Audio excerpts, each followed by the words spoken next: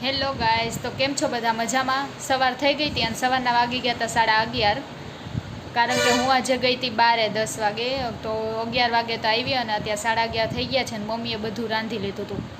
ખાલી રોટલી ને એવું જ બાકી હતું, તો રોટલી કરવાની છે, તો હવે લોટ બાંધીને કરશું રોટલી અને પછી મસ્ત સૂઈ જવાનું જમીને કામ કરીને, કારણ કે રાજકોટવાળાને સૂયા વગર તો ચાલે નહીં, 2 થી 4 તો એ લોકોને સૂવા જોઈએ. તો ચાલો હવે આપણે બનાવીએ રોટલી. જો ગાઈઝ, મસ્ત રોટલી છે ને ફૂલાઈ છે આપણી, અને મસ્ત બની ગઈ છે આપણી રોટલી. જોઈને મસ્ત મસ્ત આવડે છે મને રોટલી. મારે રસોઈ બની ગઈ હતી, ગલકાનું શાક અને રોટલી. જો હું તમને બતાવું,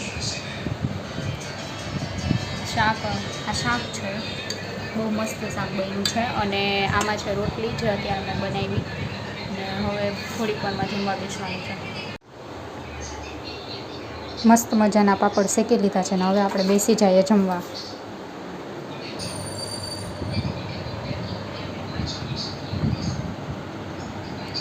અત્યારે એક રોટલી ખાવાની, પર 2 વાગશે ને એટલે ભૂખ લાગશે.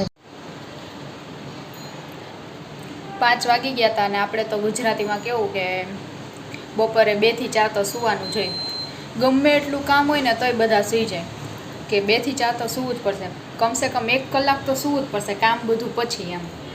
તો બપોરે સૂઈને ઉઠી ગયા છીએ અને હવે મેં મેગી બનાવી છે, કારણ કે ભૂખ લાગી હતી અને 5 વાગી ગયા હતા. તો જોવો હું તમને બતાવું,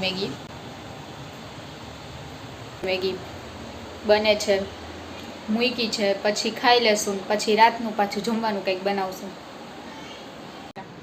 મારી મમ્મીને ગયા છે દાઢ કરાવવા, તો વિચારું છું કે રાતે હું કંઈક નવીન બનાવું, દાલ ફ્રાય, જીરા રાઈસ કે એવું કંઈક.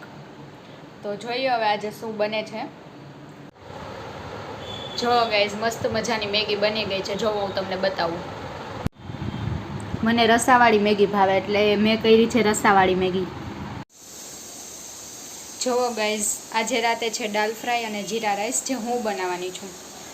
એટલે કોઈ એવું ન વિચારતા કે મને કાંઈ આવડતું નથી. જો હું તમને બતાવું, બધી તૈયારી થઈ ગઈ છે, દાળ એ બફાઈ ગઈ છે અને કટિંગ બી બધું થઈ ગયું છે અને મેં રાખી દીધું છે. હવે ખાલી વઘારવાની જ છે. બતાવું, જુઓ. આ છે દાલ ફ્રાયનો મસાલો, પછી આ બધા મસાલા છે, ડુંગળી કટિંગ કરેલી છે, ટમેટું બી કટિંગ કરીને રાખી દીધું છે, અને આદુ મરચાંની પેસ્ટ છે, લસણ છે, અને આ બધો મસાલો છે, લવિંગ, બાદિયા ને એ બધું. તો હવે ખાલી આમાં વઘાર જ કરવાનો છે. દાળે આમાં બફાવા મૂકી દીધી છે અને બફાઈ ગઈ છે. જોવો, વઘારે ચાલુ કરી દીધો છે મેં. હવે હું વઘારું છું દાળને.